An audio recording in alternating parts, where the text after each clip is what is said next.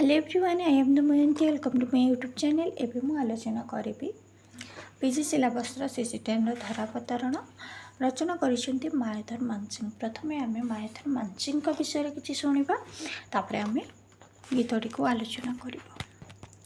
प्रेमिक कवि मायाधर मानसिंह जन्मग्रहण करते 1905 मसीहा नवेम्बर 13 तारिख नलंदा रे जिला पुरीर नलंदा ग्राम।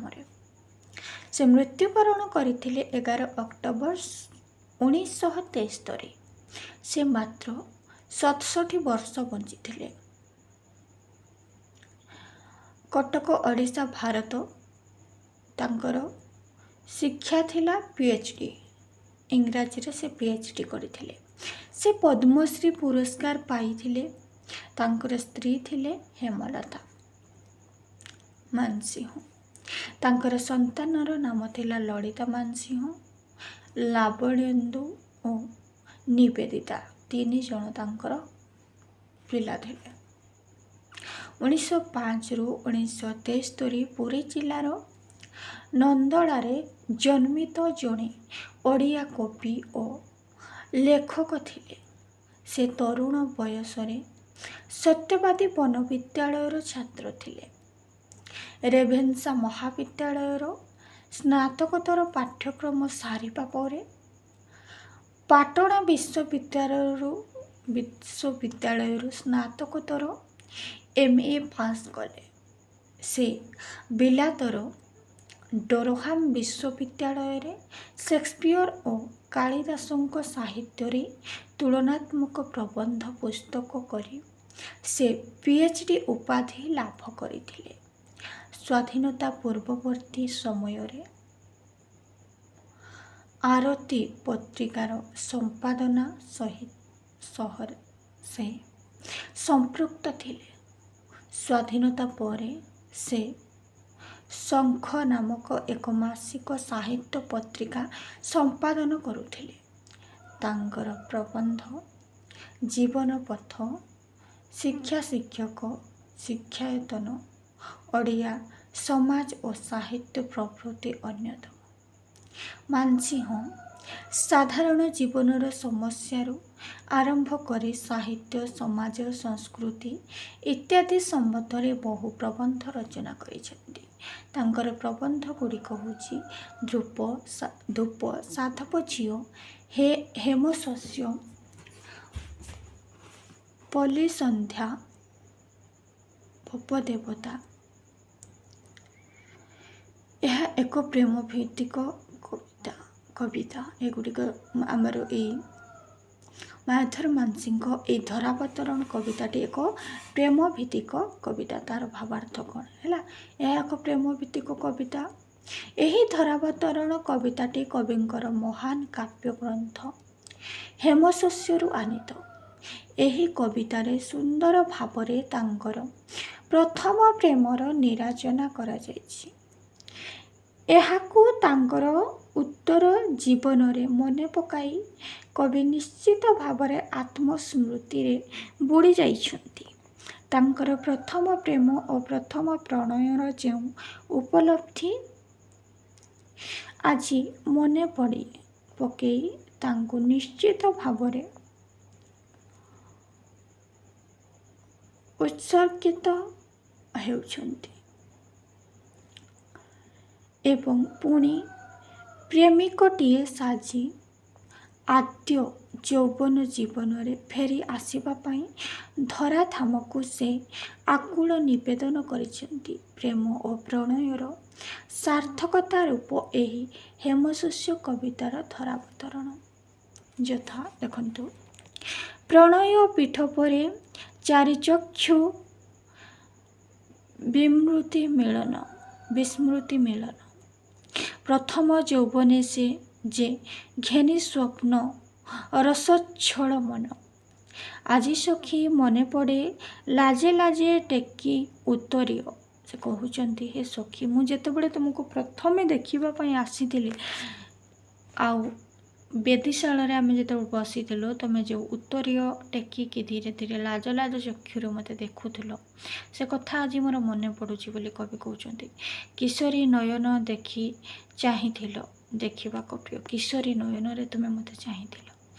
ଆଜି ସଖୀ ମନେ ପଡ଼େ ଜୀବନର ଶେଷ ଧାପେ, ଏହି ଜୀବନର ଅନୁଭୂତି, ଜୀବନର ଯାହା ଦିଆ ଦେଇ ସ୍ମୃତିର ଭଣ୍ଡାରେ ବାଛେ ମହାର୍ଘ, ସେ କେଉଁ ଅନୁଭବ ଯା ପାଇଁ ଇଛି ମୁଁ ପାରେ ପୁଣି ଏ ଧରାରେ ସମ୍ଭବ। ସେ କହୁଛନ୍ତି ଯାହା ପାଇଁ, ମାନେ ତୁମ ପାଇଁ ମୁଁ ପୁଣି ଏ ଧରା ବକ୍ଷରେ ଆସିବା ପାଇଁ ସମ୍ଭବ ହୋଇପାରିବ ବା ଜନ୍ମ ନେବି ବୋଲି କହୁଛନ୍ତି। ହେଲା, ଦେଖନ୍ତୁ କ'ଣ କହିଛନ୍ତି ନା, ବିବାହିତ ବେଦୀ ଉପରେ କବି ଯେତେବେଳେ ତାଙ୍କର ନବବିବାହିତା ପତ୍ନୀକୁ ସାମ୍ନା କରୁଛନ୍ତି, ଅତ୍ୟନ୍ତ ବିସ୍ମିତ ନୟନରେ ସେ ତାଙ୍କୁ ଦେଖିଛନ୍ତି, ତାଙ୍କ ପତ୍ନୀକୁ। କବିଙ୍କର ଏହି କବିତା ତାଙ୍କର ବିଗତ ଯୌବନକୁ ମନେ ପକାଇ ଦେଇଛି। ଆଜି ସଖୀ ମନେ ପଡ଼ୁଛି ଯେଉଁଦିନ ତମେ ଖୁବ୍ ଲାଜରେ ଉତ୍ତରୀୟଟିକୁ ଟେକି ମୋତେ ଚାହୁଁଥିଲ। ଆଜି ଏହି ପାର୍ଥକ୍ୟରେ ଉପନୀତ ହେଲେ ମଧ୍ୟ ସେହି ଆଦ୍ୟ ଯୌବନକୁ ମୁଁ କେବେ ବି ଭୁଲି ପାରୁନି। ହେ ପ୍ରଣୟିନୀ, ଏହା କବିଙ୍କର ସ୍ୱୀକାରୋକ୍ତି ନିଶ୍ଚିତ ଭାବେ କୁହାଯାଇପାରେ। ଯେଉଁ ଅନୁଭୂତି କେବଳ ଦେବାନେବା ଭିତରେ ସୀମିତ ନୁହେଁ, ତାହା ନୈସର୍ଗିକ, ଯିଏ ସ୍ୱପ୍ନ ବୁଣି ବାସ୍ତବତାକୁ ଅଙ୍ଗୀକାର ମଧ୍ୟ କରୁଥାଏ ଏବଂ କିଛି ଦେଇପାରେ, କିଛି ନେଇପାରେ। ମନ ଦିଆନିଆ କଥା ମଧ୍ୟ ଏଠାରେ ସୁନ୍ଦର ପର୍ଯ୍ୟାଲୋଚନା କରିଛନ୍ତି। ତାଙ୍କ ଜୀବନର ବାସ୍ତବ ଅନୁଭୂତିକୁ ସେ ଏଠାରେ ନିଶ୍ଚିତ ଭାବରେ ରୋମନ୍ଥନ କରିଛନ୍ତି ଏବଂ ସ୍ୱପ୍ନ ଓ ସମ୍ଭାବନାମୟ ଅତୀତକୁ ସେ ଝୁରି ହୋଇଛନ୍ତି, ଯାହାକି ସେତେବେଳେ କବି ଓ ତାଙ୍କର ପ୍ରଣୟିନୀଙ୍କ ମଧ୍ୟରେ ପ୍ରାପ୍ତି ଓ ପ୍ରତ୍ୟାଶା, ଏ ଅପ୍ରାପ୍ତିର କଥା ମଧ୍ୟ ଏଠାରେ ନିଶ୍ଚିତ ଭାବରେ ତାଙ୍କ ହୃଦୟକୁ ଆନ୍ଦୋଳିତ କରୁଛି।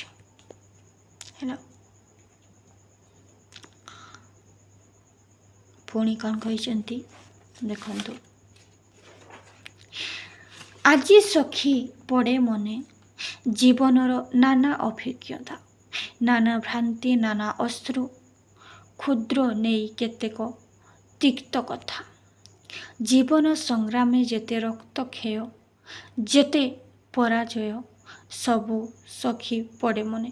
ମାନେ ତୁମର ପ୍ରେମକୁ ପାଇବା ପାଇଁ ମୁଁ କେତେ କଷ୍ଟ କରିଥିଲି, ରକ୍ତକ୍ଷୟ ହେଇଥିଲା, କେତେ କଥା ହେଇଥିଲା। ଚିତ୍ତ ଆଜି ଖାଲି ସ୍ମୃତିମୟ, ମୋ ଚିତ୍ତରେ ତାହା ସବୁ କ'ଣ ହେଉଛି ମନେ ପଡ଼ୁଛି ବୋଲି କହୁଛନ୍ତି। ହେଲା, ଆଉ କ'ଣ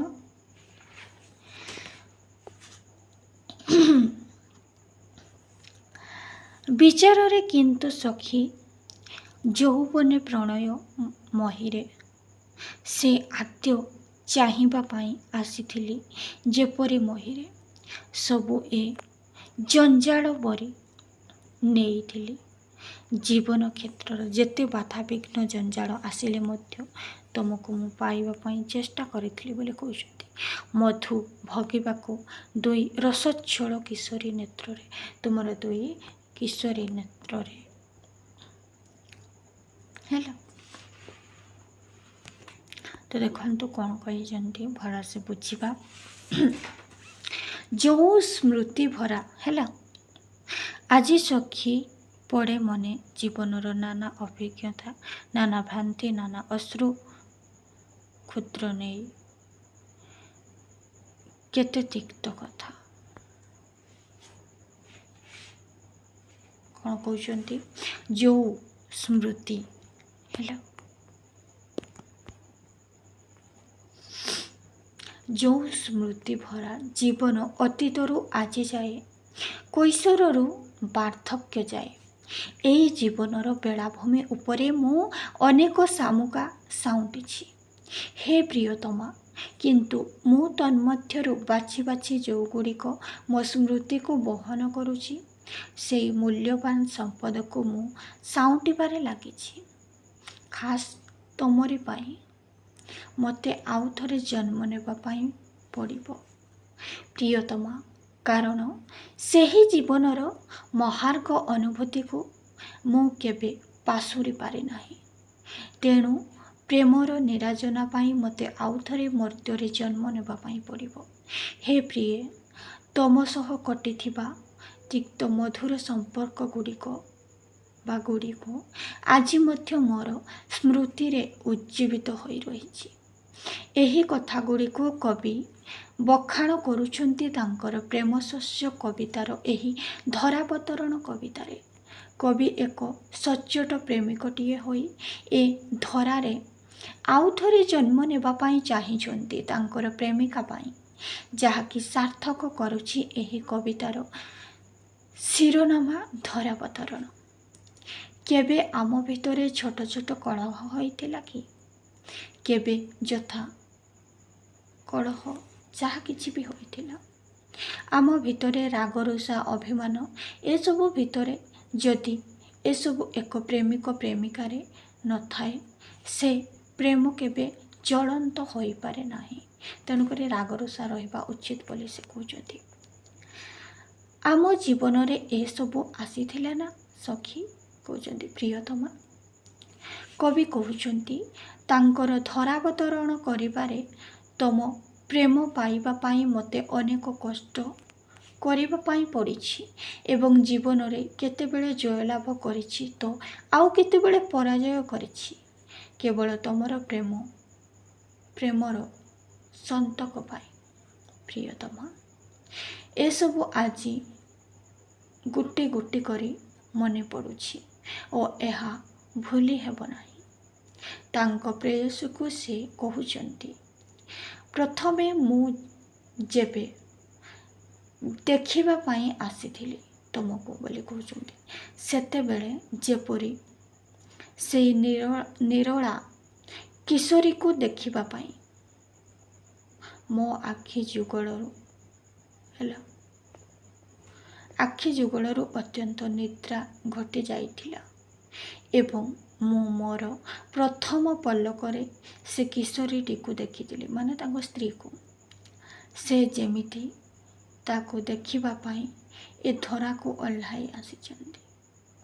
ସେହି କିଶୋରୀର ଦୁଇ ନେତ୍ର ଉଚ୍ଛଳତାର ଚକ୍ଷୁରେ ମୁଁ ସଦରସ୍ଥ ନିଦ୍ରାକୁ ଭୁଲିଯାଏ। ଆସୁ ଜଞ୍ଜାଳ, ଆସୁ ଅହମିକା, ଅପମାନ, ଆସୁ ଜୀବନର ରଣକ୍ଷେତ୍ର, ତଥାପି ଏସବୁ ବ୍ୟତିରେକ ମୁଁ ଚାହିଁଥିଲି ତାର ଭଲ ପାଇବା, ତାର ଛଳ ଛଳ ଦୁଇ ଆଖିକୁ ଚାହିଁବା ପାଇଁ। ଉଚ୍ଛଳ ଜୀବନ ଘେନି ଯୌବନର ବାସନ୍ତୀ ଦୁଆରେ, ଜୀବନର ଦଶରକୁ ଭେଟିବାକୁ କମ୍ପିତ ହିଆରେ, ଜୀବନର ସାର୍ଥକତା ଦେଖିବାକୁ ତାହାରି ନୟନେ। ହେ ସଖୀ, ଆସୁଛି ମୁଁ କି ବାରମ୍ବାର ଏ ମର୍ତ୍ତ୍ୟ ଅୟନେ। ଆପଣଙ୍କର ମାନେ ତୁମର ଦୁଇ ନୟନକୁ ଦେଖିବା ପାଇଁ ମୁଁ କ'ଣ ବାରମ୍ବାର ଏ ମର୍ତ୍ତ୍ୟକୁ ଆସୁଛି ବୋଲି କବି କହୁଛନ୍ତି ତାଙ୍କ ସ୍ତ୍ରୀକୁ ଉଦ୍ଦେଶ୍ୟ କରି, କାରଣ ତାଙ୍କ ସ୍ତ୍ରୀର ମୃତ୍ୟୁବରଣ ହୋଇଯାଇଛି। ଧନ ମାନ ପରିବାର ଜୀବନର ଆହବେ ବିଜୟ, ମାନେ ଧନ ଜନ ପରିବାର ଏହା ସବୁ ମୂଲ୍ୟହୀନ ବୋଲି କହୁଛନ୍ତି। କ୍ଷଣିକ ମାତ୍ର ସବୁ ଆଜି ସ୍ମୃତି ତଳେ ହୋଇଯାଏ ଧୀରେ ଧୀରେ ଲୟ। ସବୁ ସ୍ମୃତି ତଳେ ଧୀରେ ଧୀରେ ଲୟ ହୋଇଯାଏ। ସବୁ ଯାଇ ରହିଯାଏ କେବଳ ସେଇ କେମନ୍ତେ କେଜାଣି ମୁଗ୍ଧା ଏକ କିଶୋରୀର ଲାଜ, ପ୍ରେମ, ମଧୁର ଚାହାଣୀ। କେବଳ ତୁମର ପ୍ରେମ ଆଉ ତୁମର ମଧୁର ଚାହାଣୀ ହିଁ ରହିଯାଏ। ଧନ ଜନ ସବୁକୁ ମୁଁ ଭୁଲିଯାଏ ବୋଲି କହୁଛନ୍ତି। ନିଷ୍ପାପ ସେ ସ୍ୱପ୍ନମୟ ରସମୟ ବିମଳ ଦି ଆଖି। ତୁମର ଦୁଇ ଆଖି ହେଉଛି ସ୍ୱପ୍ନମୟ ରସମୟ ବିମଳ ବୋଲି କହୁଛନ୍ତି କବି। ପ୍ରାଣର ଦି ବାତାୟନ ଅନ୍ତରର ସତ୍ୟ ବାହି ସଖୀ, ପାଇବାକୁ ସେ ଦୁଇର ପରିପୂର୍ଣ୍ଣ ଆତ୍ମା ସମର୍ପଣ। ହେ ସଖୀ, କରୁଛି ମୁଁ କି ଜନ୍ମେ ଜନ୍ମେ ଧରାବତରଣ। ତୁମର ସେଇ ଦୁଇଟି ଚକ୍ଷୁକୁ ଦେଖିବା ପାଇଁ ମୁଁ କ'ଣ ବାରମ୍ବାର ଧରାବତରଣ କରୁଛି ବୋଲି କବି କହୁଛନ୍ତି। କ'ଣ କହୁଛନ୍ତି ଦେଖନ୍ତୁ। ଉଚ୍ଛଳ ଜୀବନ ଘେନି ଯୌବନର ବାସନ୍ତୀ ଦୁଆରେ, ଜୀବନର ଦଶରକୁ ଭେଟିବାକୁ କମ୍ପିତ ହିଆରେ, ଜୀବନର ସାର୍ଥକତା ଦେଖିବାକୁ ତାହାରି ନୟନେ, ହେ ସଖୀ ଆସୁଛି ମୁଁ କି ବାରମ୍ବାର ଏ ମର୍ତ୍ତ୍ୟ ଅୟନ। ମାନେ ନିଶ୍ଚିତ ଭାବରେ ଉପଲବ୍ଧି କରି ହୁଏ କ'ଣ ନା, ଯେତେବେଳେ ତାହାରି ନୟନରେ ମୁଁ ମୋତେ ଦେଖେ, ମାନେ ମୋ ସ୍ତ୍ରୀର ନୟନରେ ମୁଁ ମୋ ନିଜକୁ ଦେଖେ, ସେତେବେଳେ ମୋ ଜୀବନ ସାର୍ଥକ ହୋଇଯାଏ ବୋଲି କବି କହୁଛନ୍ତି। କବି କହୁଛନ୍ତି, ହେ ସଖୀ, ମୋତେ କାହିଁକି ଏ ମର୍ତ୍ତ୍ୟ ଭବନରେ ବାରମ୍ବାର ଆସିବା ପାଇଁ ପଡ଼ୁଛି? ତମର ଏହି ଦୁଇଟି ଚକ୍ଷୁ ଯୁଗଳ ମୋତେ ବାରମ୍ବାର ପ୍ରେରିତ କରୁଛି। ଏ ମର୍ତ୍ତ୍ୟର ଅଗଣାକୁ ମୁଁ ବାରମ୍ବାର ଛୁଟି ଆସୁଛି। ଧନ ମାନ ଜନ ସବୁ ଆଜି ମୋର ସ୍ମୃତିମୟ ହୋଇଯାଉଛି ବୋଲି କହୁଛନ୍ତି। ଧନ ମାନ ପରିବାର ଜୀବନର ଆହବେ ବିଜୟ ସବୁ ଆଜି ସ୍ମୃତି ବେଳାଏ ହୋଇଯାଏ ଧୀରେ ଧୀରେ ଲୟ। ସବୁ ଯାଇ ରହିଯାଏ କେବଳ ସେ କେମନ୍ତେ କେଜାଣି ମୁଗ୍ଧା ଏକ କିଶୋରୀର ଲାଜ ପ୍ରେମ ମଧୁର ଚାହାଣୀ। ସେ କ'ଣ କହୁଛନ୍ତି ନା, ଧନ ମାନ ଜନ ସବୁ ଆଜି ମୋର ସ୍ମୃତିମୟ ହୋଇଯାଉଛି, ମାନେ ମୁଁ ସବୁକୁ ଭୁଲି ଯାଉଛି, ପରିବାରକୁ ମଧ୍ୟ। ଏସବୁ ଅଳିକ ମାତ୍ର, କ୍ଷଣିକ ମାତ୍ର। ପ୍ରେମ ହେଉଛି ସ୍ୱର୍ଗୀୟ, ଶାଶ୍ୱତ, ଚିରନ୍ତନ। ତେଣୁ ସେ ପ୍ରେମକୁ ଏଠାରେ ଯଥେଷ୍ଟ ମୂଲ୍ୟ ଦେଇଛନ୍ତି। କବି କହୁଛନ୍ତି, ମୋତେ ଇଚ୍ଛା ହୁଏ ଏ ଧନ ଜନ ସବୁ ଫୋପାଡ଼ି ଦେଇ, ସତେ ଯେମିତି ଇଚ୍ଛା ହୁଏ ତମର ଆଖିରେ ଅୟୁତ ଅୟୁତ ଯୋଗ କରି ବଞ୍ଚି ରହିବାର ସ୍ୱପ୍ନକୁ ଏହା ମୋ ବୁକୁ ଭିତରେ ଅଙ୍କୁରୋଦ୍ଗମ ହୁଏ। ତମ ଆଖିରେ ସହସ୍ର ସହସ୍ର ରଜନୀର ନିଦ୍ରାରେ ଶୟନ କରିବାରେ ଯେଉଁ ଅଭିଳାଷ ସତେ ମୋର ପୋଷଣ ହୋଇଯାଏ ଏବଂ ମୁଁ ସମସ୍ତଙ୍କୁ ପଛରେ ଫିଙ୍ଗିଦିଏ। ଧନ ଜନ ସବୁ କିଛିକୁ ମୁଁ ପଛରେ ଫିଙ୍ଗିଦିଏ ବୋଲି କହୁଛନ୍ତି। ସତେ ଯେମିତି ତୁମ ଦୁଇଟି ନୟନରେ ସବୁଦିନ ପାଇଁ ହଜିଯିବାକୁ ଚାହେଁ ମୁଁ। ବାସ୍ତବରେ ପ୍ରେମ ଏବଂ ପ୍ରଣୟ ଏ କବିଙ୍କୁ ମୁଗ୍ଧଚକିତ ସ୍ୱର୍ଗମୟ କରି ଗଢ଼ି ତୋଳିଛି, ଏଥିରେ ସନ୍ଦେହ ନାହିଁ। ନିଷ୍କନ୍ଦଳ ବା ନିଷ୍କନ୍ଦଙ୍କ ପରିଷ୍କାର ଶୁଭ୍ର ଜ୍ୟୋତିଷ୍କ ପରି ତାହାର ଯେଉଁ ଚକ୍ଷୁଦ୍ୱୟକୁ ବାରମ୍ବାର କବି ବର୍ଣ୍ଣନା କରିବାକୁ ଭୁଲି ନାହାନ୍ତି ଏବଂ ପ୍ରଶଂସା କରିବାକୁ ମଧ୍ୟ ଭୁଲି ନାହାନ୍ତି। ଭଲ ପାଇବାର ସବୁଯାକ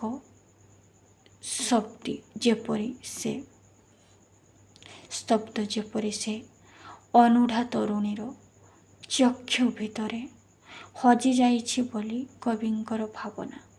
ସେଥିପାଇଁ କବି କହିଛନ୍ତି, ସେ ନିଷ୍ପାପ ଏବଂ ସେ ନିରଳସ, ସେ ସ୍ୱପ୍ନମୟ ଏବଂ ବିମଳ। ସତେ ଯେପରି ଏ ଦୁନିଆର ସମସ୍ତ ସୌନ୍ଦର୍ଯ୍ୟ ଚକ୍ଷୁ ଦୁଇଟିରେ ନିବଦ୍ଧ ହୋଇଯାଇଛି। ହେ ସଖୀ, ସେଇ ପ୍ରେମିଳ ଆଉ ଉତ୍ପୀଳ ଚକ୍ଷୁ ଯୁଗଳର ସାନ୍ନିଧ୍ୟ ଲାଭ କରିବା ପାଇଁ ଏ ସୃଷ୍ଟିରେ ମୋତେ ବାରମ୍ବାର ଓହ୍ଲେଇ ଆସିବାକୁ ପଡ଼େ। ଯଥାର୍ଥରେ ଯଶସ୍ୱୀ କବି ଏ କବିତାର ନାମକରଣକୁ ସାର୍ଥକତା କରିଛନ୍ତି। ଧରାବତରଣ ଏ ସୃଷ୍ଟିକୁ କବିଙ୍କର ଅନାୟାସ ବା ଆନୟନ ହୋଇଛି। ଏହି ଦୁଇଟି ପରିପୂର୍ଣ୍ଣ ଚକ୍ଷୁ ଭିତରେ ମିଶିବା ଲାଗି, ତାକୁ ଚାହିଁବା ଲାଗି, ତାହା ସହ ସମ୍ମିଳିତ ହେବା ଲାଗି ଏଇ ସଖୀ ଯେଉଁ ନିରୋଳା ଚକ୍ଷୁ, ଯେଉଁ ବିମଳ ଆଖି ଏବଂ ରସମୟ ସ୍ୱପ୍ନମୟ ଏବଂ ନିଷ୍ପାପ ଏଥିପାଇଁ ସେ ମିଳିତ ହେବା ପାଇଁ ବାରମ୍ବାର ଧରାବତରଣ କରିଛନ୍ତି। ଏ ମାଟିକୁ ଓହ୍ଲାଇ ଆସିଛନ୍ତି। ବାସ୍ତବିକ କବିଙ୍କର ଧରାବତରଣ କବିତା କବିଙ୍କୁ ସାର୍ଥକ ଦେଇଛି ଏବଂ ଓଡ଼ିଆ ସାହିତ୍ୟରେ ଏକ ଯଥାର୍ଥ ପ୍ରେମିକ କବି ଭାବରେ କବି ପରିଚିତ, ଏଥିରେ ସନ୍ଦେହ ନାହିଁ। ତ ଆଜିର ଆଲୋଚନା ଏତିକିରେ ସମାପ୍ତ କରୁଛି। ପରବର୍ତ୍ତୀ ଭିଡ଼ିଓରେ ଅନ୍ୟ ସବଜେକ୍ଟ ଆଲୋଚନା କରିବି। ରହୁଛି। ନମସ୍କାର।